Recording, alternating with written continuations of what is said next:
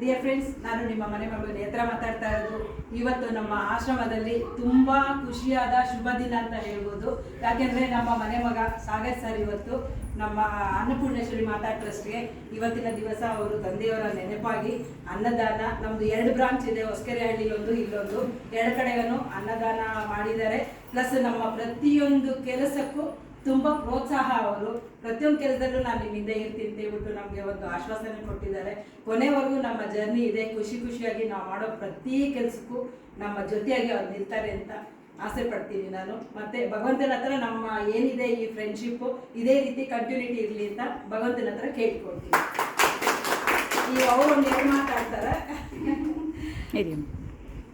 ತುಂಬ ಚೆನ್ನಾಗಿ ಮಾತಾಡ್ತಾರೆ. ಆ್ಯಕ್ಚುಲಿ ಅವ್ರ ವಾಯ್ಸು ಇಷ್ಟ, ಯಾಕಂದರೆ ನಮ್ಮ ಆಶ್ರಮ ಪ್ರೋಗ್ರಾಮಲ್ಲಿ ನಾನು ಮಾತಾಡಿದ್ದೇನೆ, ಇವಾಗಲೂ ವಿಡಿಯೋ ಇದೆ. ಹಂಗಾಗಿ ಒಂದೆರಡು ನಮ್ಮ ಆಶ್ರಮದ ಬಗ್ಗೆ ಮಾತಾಡಬೇಕಂತ ಕೇಳ್ಕೊಳ್ತೀನಿ.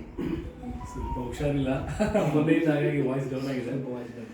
ತುಂಬ ಖುಷಿ ಆಗ್ತಾಯಿದೆ. ಆಶ್ರಮ ಅಂತ ಹೇಳೋದಕ್ಕಾಗಲ್ಲ, ಫ್ಯಾಮಿಲಿ ಮನೆ ಅಂತ ಹೇಳ್ಬೋದು. ಯಾಕೆಂದರೆ ಇವ್ರು ಯಾವತ್ತೂ ಆ ಥರ ನಡ್ಕೊಂಡಿಲ್ಲ. ಅಕ್ಕ ಯಾರೇ ಬಂದರೂ ಒಂಥರ ನಗುಮುಖದಲ್ಲಿ, ಎಂಥ ಶತ್ರುಗಳು ಬಂದರೂ ಕೂಡ ಸೋತೋಗ್ಬಿಡ್ಬೇಕು ಆ ಥರ ಒಂದು ಒಳ್ಳೆ ಸ್ಮೈಲ್ನ ಕೊಡ್ತಾರೆ. ಅಂದರೆ ಎಲ್ರಿಗೂ ಒಂಥರ ಕ್ಯಾಶುವಲ್ ಆಗಿ ತುಂಬ ಚೆನ್ನಾಗಿ ತೊಗೊಂಡು ಅದನ್ನು ನಡೆಸ್ಕೊಂಡು ಹೋಗುವಂಥ ಲೀಡರ್ಶಿಪ್ ಇದೆ. ಸೊ ಹಾಗಾಗಿ ಇವ್ರದ್ದೊಂದು ಟೀಮ್ ಇದೆ.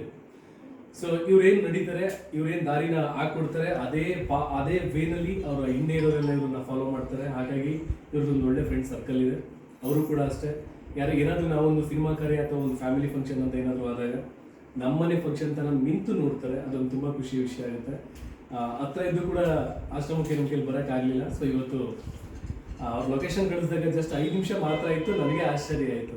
ಸೊ ಬಂದು ಎಲ್ಲರ ಜೊತೆ ಕೂತು ಊಟ ಮಾಡಿ ಎಲ್ಲರ ಜೊತೆ ಬೆರೆತಾಗ ತುಂಬ ಖುಷಿ ಅಂತ ಅನ್ನಿಸ್ತು. ಸೊ ಇದು ಆಶ್ರಮ ಅಂತ ಖಂಡಿತವಾಗಿ ಹೇಳಕ್ಕೆ ಹೋಗಲ್ಲ, ಮನೆ, ನಮ್ಮ ಮನೆ ಇದು. ಸೊ ನಮ್ಮ ಮನೆಯಲ್ಲಿ ಇವರು ಅಕ್ಕ ಅನ್ನದಾನ ಅಂತ ಹೇಳಿದ್ರು, ದಯವಿಟ್ಟು ಇಲ್ಲ, ತುಂಬ ದೊಡ್ಡ ಮಾತದು. ನಾವೆಲ್ಲ ಕೂತು ಜೊತೆಯಲ್ಲಿ ಊಟ ಮಾಡಿದ್ವಿ.